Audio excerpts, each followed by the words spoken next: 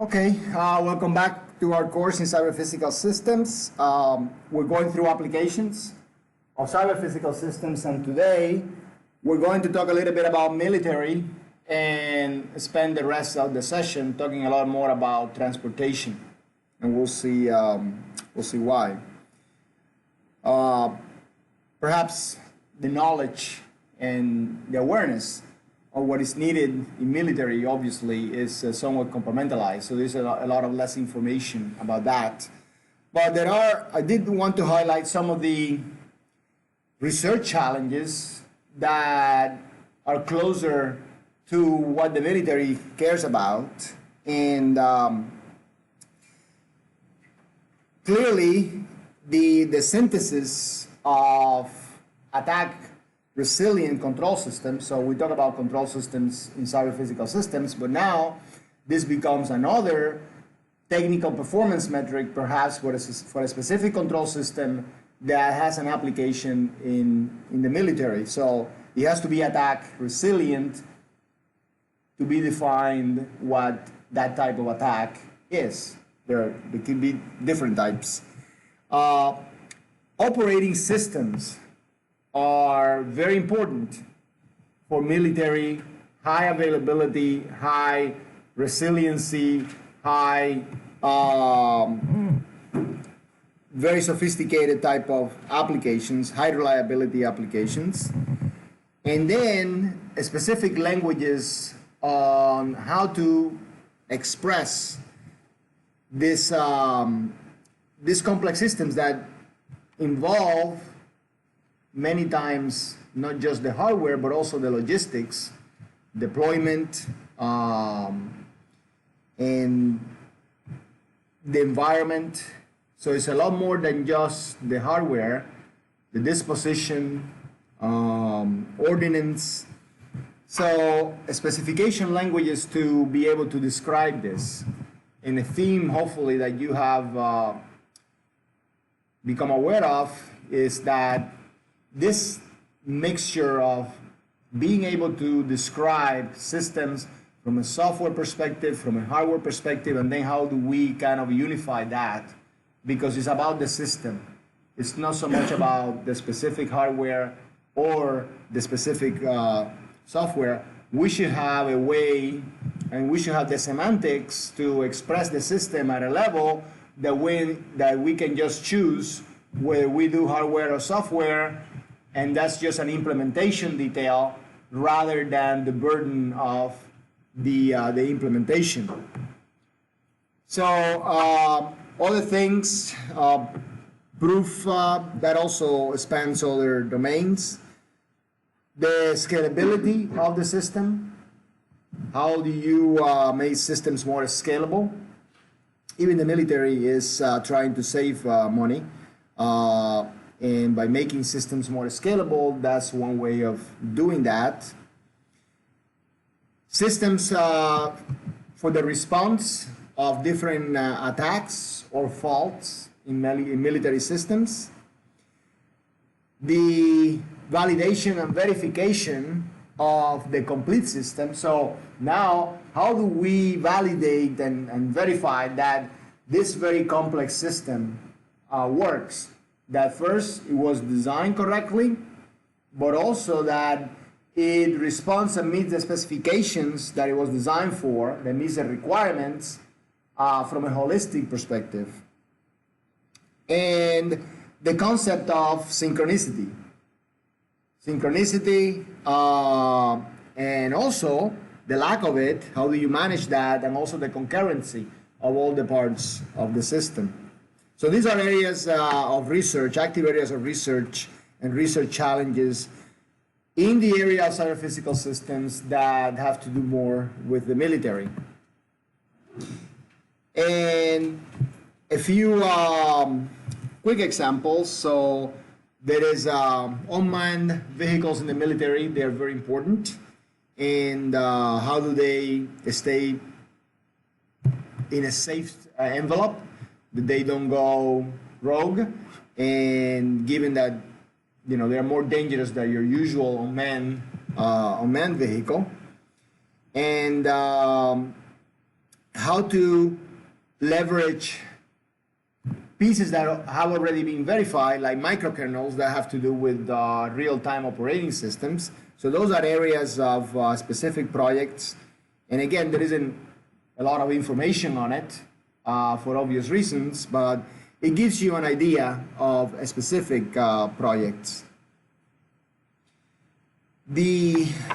On the control system side, how to come up with synthesis of systems and proofs of the correctness of the system by construction in some type of domain-specific languages. So this is a project and research on specific languages to verify integrity of control flow, verify the optimization of the architecture, and also to verify the security aspects, the cybersecurity aspects of the system.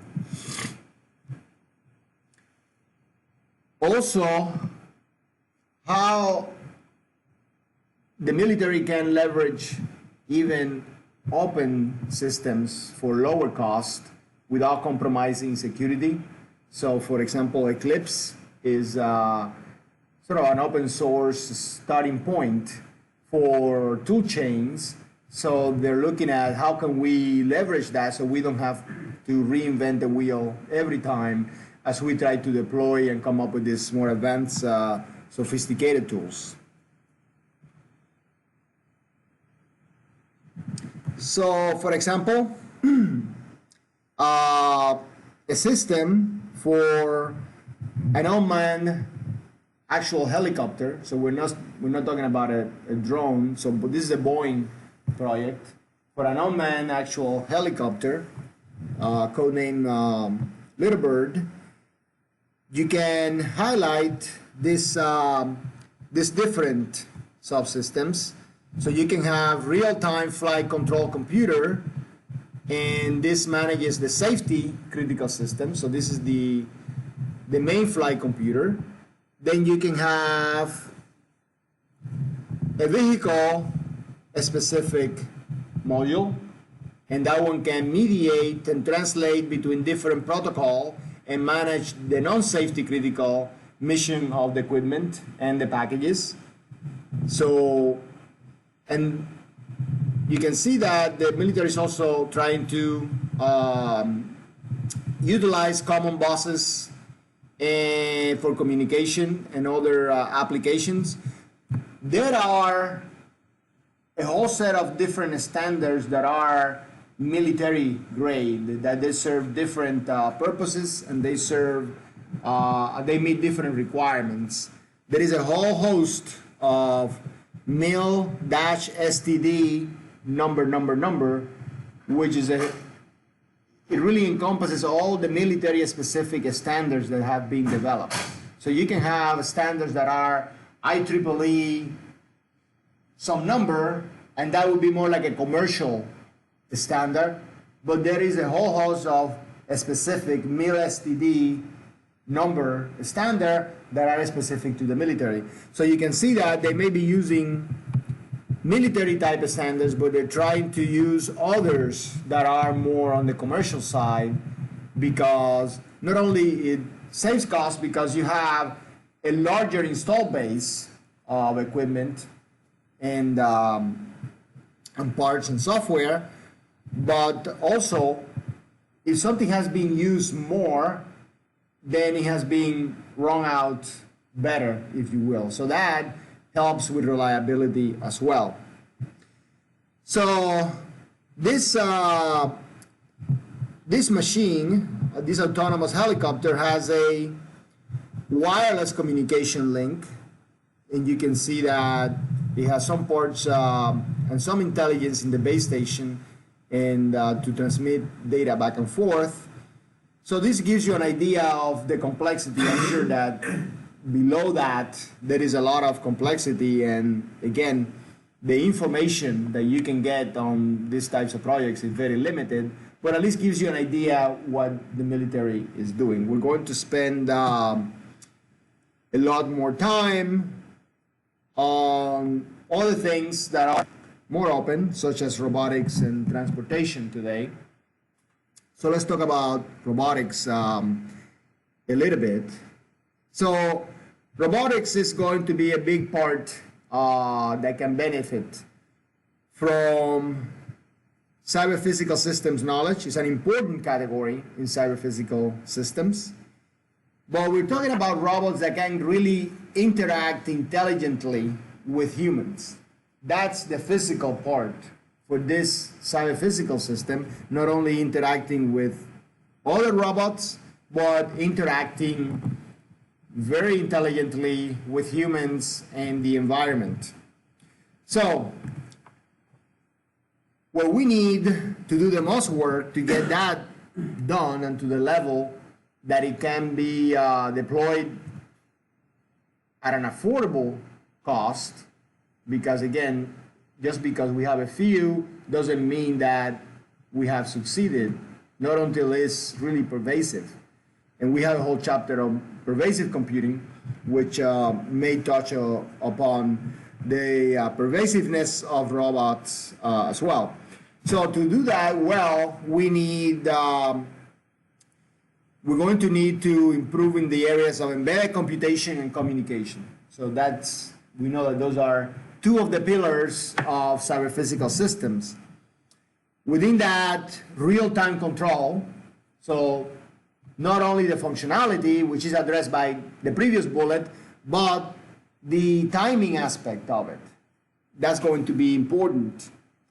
And then how robots process sensory data to make sense and perceive the ambient environment around it. That's probably where we are lacking the most technology, and one of the areas that where most of the work needs to happen. Because these robots, if we're going to trust them to do real smart and autonomous things, they need to get much better at understanding the world around them and rationalizing in a way that produces safe outcomes. For example, we hear a lot about microsurgery and robotic surgery, but those are really, we call them robots, but they're really very precise mechanical actuators that are being controlled by joysticks by a human. We hear a lot about autonomous, back to the military, autonomous aerial vehicles, but they're really being controlled by a human in somewhere else. So the autonomy, the ability to take sensory data, make good sense of it, and get safe and appropriate results, that's where the work needs to happen.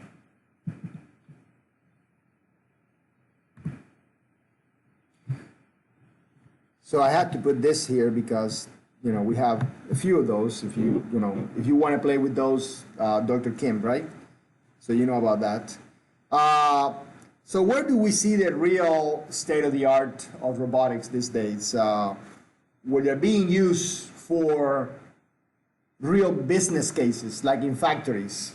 Well, they're there performing complex movements, which really we can get very nicely. We can get machines to have more precision, mechanical precision than humans. We can do that very, very well, as long as we control it in a very specific manner.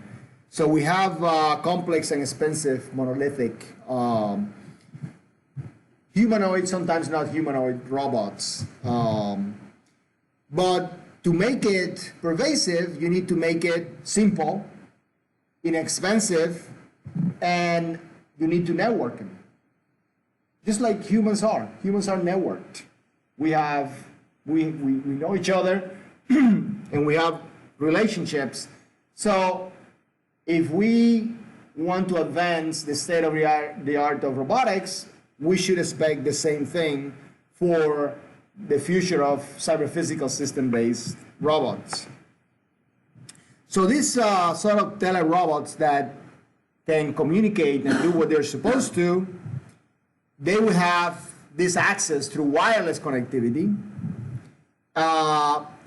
and be able to shift the load, which at that point, then now there is an advantage over humans. Because imagine this, there is a number of network robots that can do perception, computation, rationalization, and among themselves they can negotiate and shift the load from one robot to another, just because one robot is less busy, less loaded.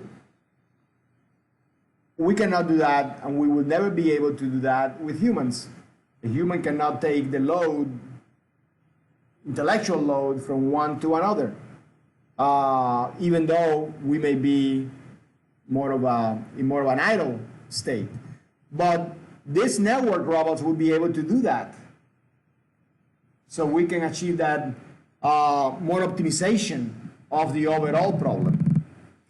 So all these sensors and actuators and processors will be connected with databases in the cloud, and all this control software will work together. That's the vision for a truly cyber-physical system-based robotics team or platform. So what are the keys to achieve that? The key activities to achieve that, just like in other domains, are modeling and simulation. If these machines are complex, you don't have to build, you don't want to have to build everything to do verification and testing. So just like with other domains, modeling and simulation is a very important part. And then the methodologies within the modeling and simulation. So sharing with you here, simulation that contains a model for the testing and the rapid prototyping of the machine. So that's one methodology within the modeling and simulation verification realm. Then some prototype that contains some hardware, preliminary hardware, but then the coexistence and the interoperability of models with hardware. So now you have a modeling paradigm that we should be able to seamlessly shift the boundary between what the product is going to be and what the model is. Now, of course, eventually you end up with all product and you start with all model, but you should not have to throw a switch. You should be able to slide the amount of model versus real product hardware combination as is needed to optimize the business of doing verification and validation. So to do that, we need the tools and libraries, because we don't want to have to reinvent the wheel every time. We need the tool chains, and we need to be able to reflect hard and soft real-time constraints. Remember, we defined that in the previous chapter. Hard real-time constraints, those that have to be met, and soft real-time constraints, where sometimes it's okay if you don't meet that timing constraint, and then you have some type of fallback position or fallback response.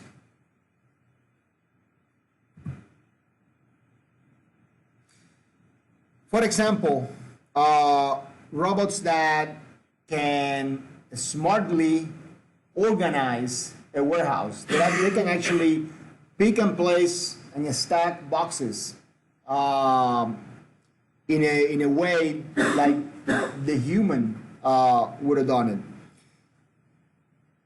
Some technology that can be used as a starting point is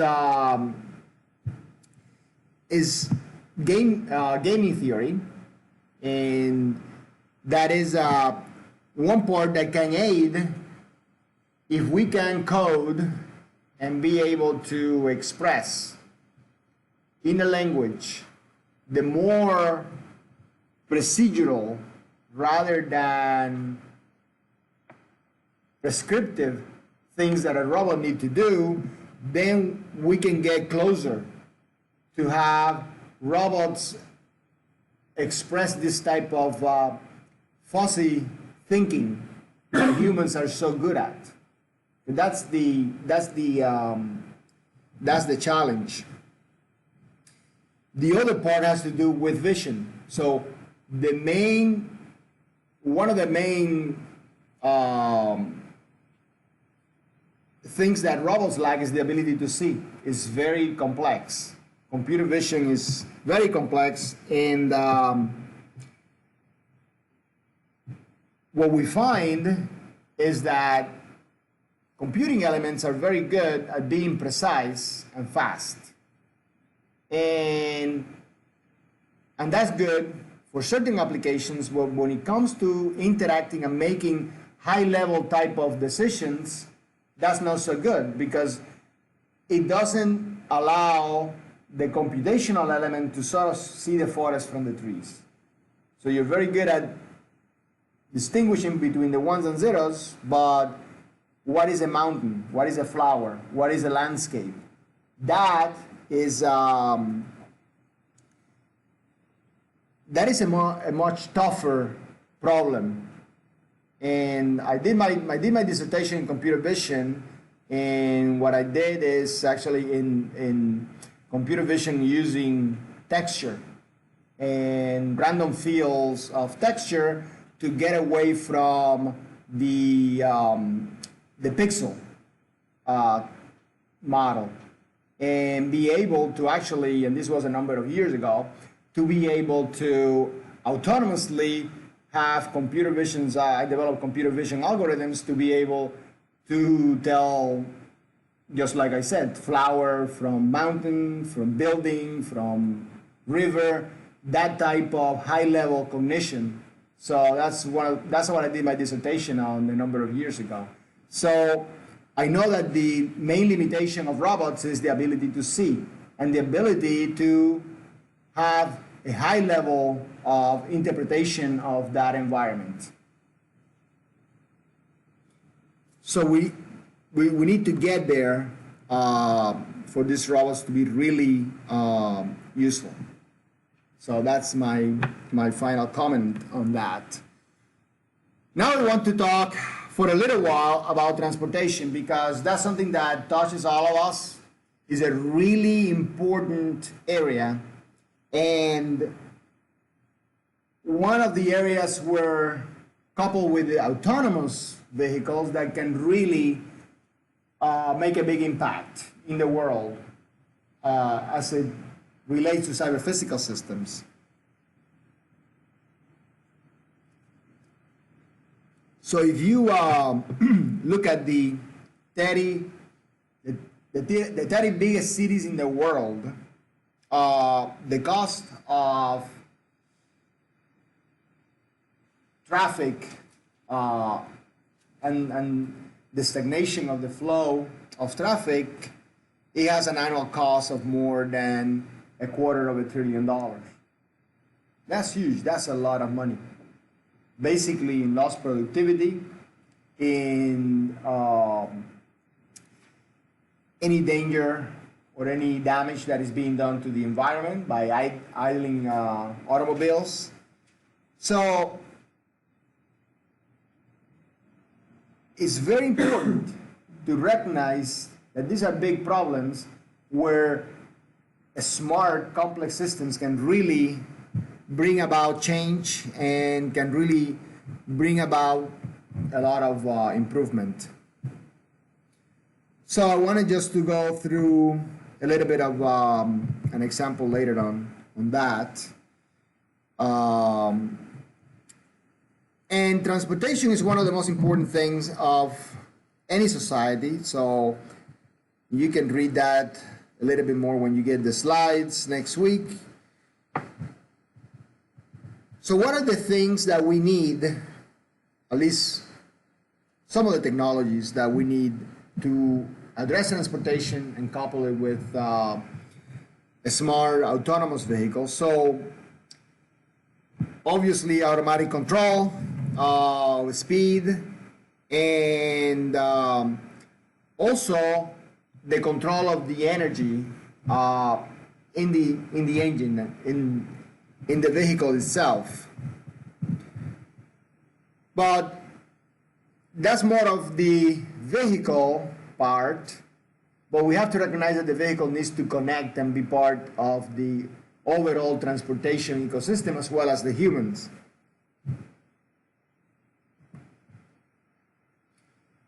So let's talk about traffic control, because that's one of the, we started saying the issue is with unoptimized traffic control and congestion and the high cost of that. So the question is, how do we integrate information and the actual physical traffic into the control of the overall traffic as a cyber-physical system that also includes the vehicles that can be connected? And of course, the traffic lights, or maybe the vehicles can negotiate among themselves. So let's talk a little bit about that over the next few slides. So cyber-physical systems based traffic lights. What if we could, at an intersection, put a traffic light that was smart enough, that had sensors, not only deployed at the point where the traffic light is, but also remote sensors, so that the traffic light could see ahead what is the traffic that is coming, and it could dynamically and intelligently change the sequence of the phases. So the different lights in the transportation lingo is called phases. So it could optimize the timing of the phases as you always go through green, yellow, and red, so that the traffic would flow more smoothly. By one, having sensors, what it is, having sensors that are remote, let's say up to like half a mile out from the intersection, or less depending where it is.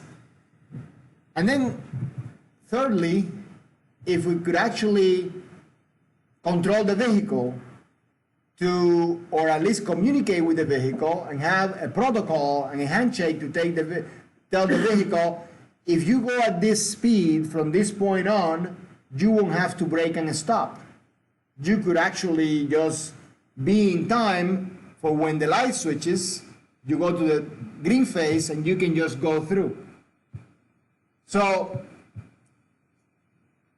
if we could do all that, we could eliminate a lot of the congestion. So these are the things and the systems that we are talking about, the things that these complex systems could achieve. And then, if we model these systems with a high fidelity, high quality type of model, the hardware is a given. We know we have the sensors, we know we have the communication technology, but then we can focus on the algorithms. Perhaps start using graph theory of an intersection to come up with good algorithms to make that behavior possible. And I just want to show some of the elements of that. So algorithms that could use graph theory of links and nodes and then express cost functions between the nodes as links for different criteria. For example, the flow, the actual running time of the phase, or the waiting time of a car, or the actual monetary cost of a car by having to brake and then revving up versus just cruising. So we could come up with all kinds of criteria and put those in an equation, cost type equations of the links in the graph theory model, and come up with very effective and interesting algorithms to make the flow of traffic and the rhythm of traffic more optimized. And if we have some type of model, just to give you an idea, when we say model, what we mean is some type of model that has a user interface for the engineers working on the development of this algorithm, and then you can see the effect. You don't have to go out there and measure with real cars or anything like that. You can do a lot of studying and optimization of the algorithm by ways of the model.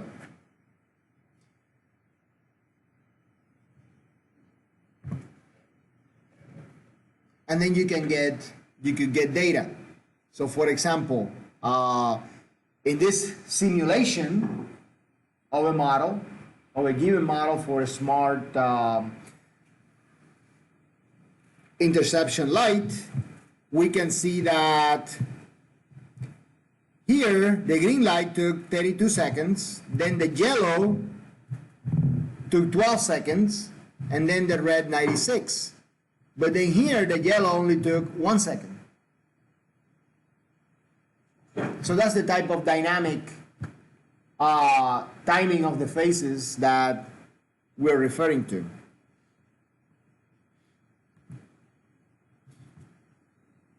And then you can study different cases. Why is it sometimes 1 versus 12? How does the timing change as your assumption and your seeding of the model with different traffic patterns or number of cars or the speed of the vehicles? How does all that change? So that you can come up with an algorithm to adapt this timing as you sense the number of cars and their speed. You could sense that, let's say, half a mile away, and then take that data that is transmitted wirelessly to the smart traffic light, which is networked as well, and is also reporting on its status and how well it's doing and how well it's achieving the objective of the control algorithm. So you can model all this and come up with better algorithms.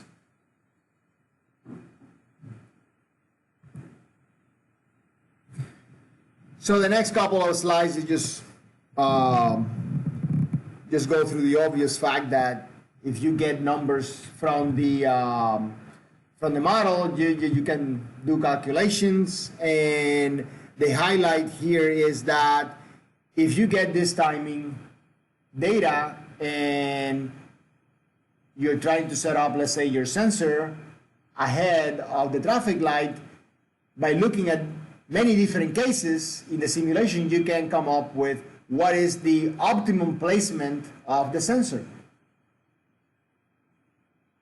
Because if you have time and you assume some speed through that street or avenue, then you can come up with what is the best placement of the sensor so that the light could cooperate with the car so that the car would optimize and change its speed so it wouldn't have to brake. So we all know how frustrating it is when, you seem to get every traffic light, every red light, and you're always at the point that you have to all of a sudden brake, or the stop and go type of traffic pattern. We need to be able to eradicate this because we're talking about more than $250 billion, which is a lot of money. You could fund a lot of things with that kind of money. And this is just on the 30 biggest cities in the world. And I don't remember which are those 30 cities, but I would say that a bunch of them are in the United States.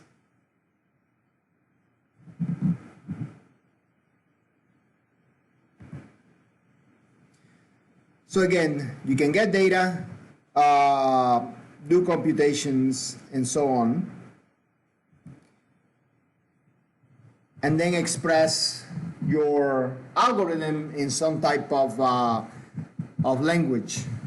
Obviously, it's not going to be just a handful of lines, but just to highlight the idea that you can express now your algorithm and you can synthesize your controller, and that is a mixture of hardware and software that is your smart traffic light.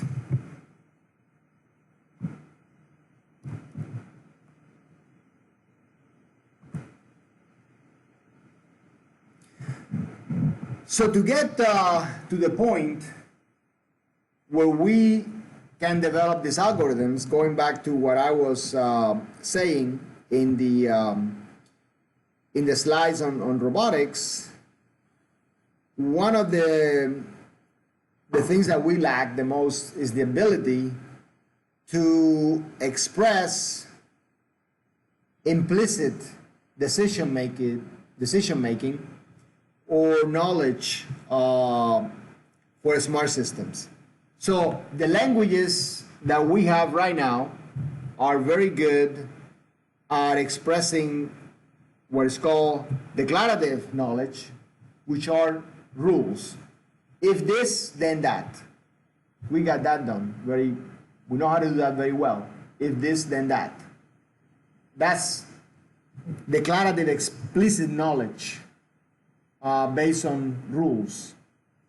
But we lack the way of the semantics and the languages and the way to express more procedural implicit knowledge that actually that's what the way humans react, if you think about it, because this is fuzzier. Now there is such a area called fuzzy logic that can be applied to controllers. It's an area of computer science and mathematics that has been around for a while. So that area has a lot of potential to be brought up, and we need to start teaching that in our control classes. We need to really emphasize more fuzzy logic controllers and fuzzy control systems and those types of implementations.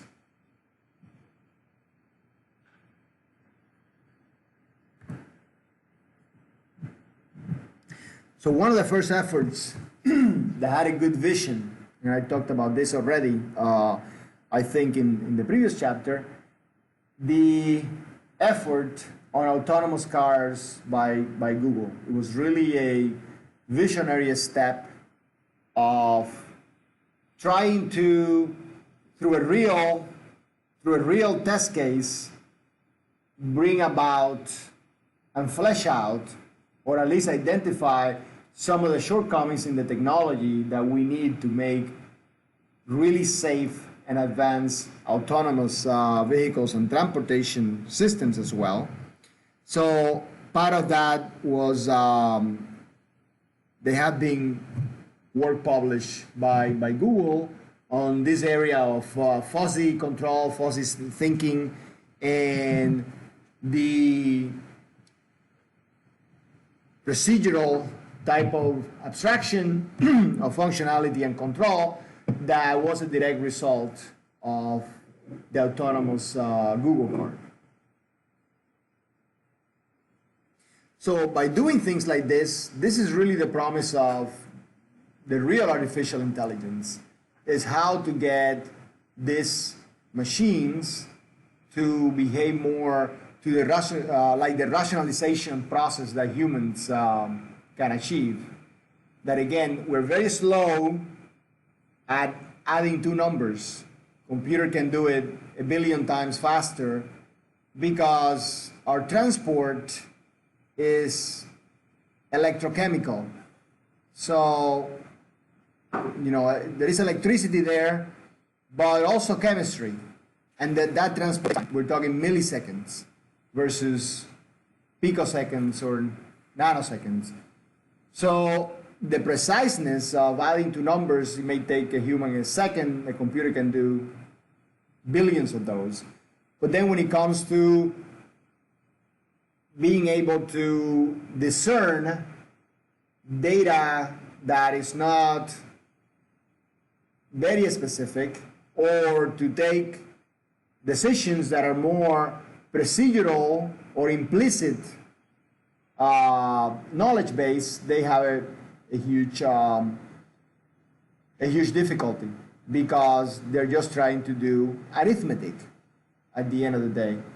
That's all we still have. We're still doing, at the end, it's just a big fast adder. So how do we shift? What are the system level tools, the software, and even the hardware architectures to get away from the binary type of logic? So all that work is important, and a lot of that we're starting to think about very seriously through the Google Code effort.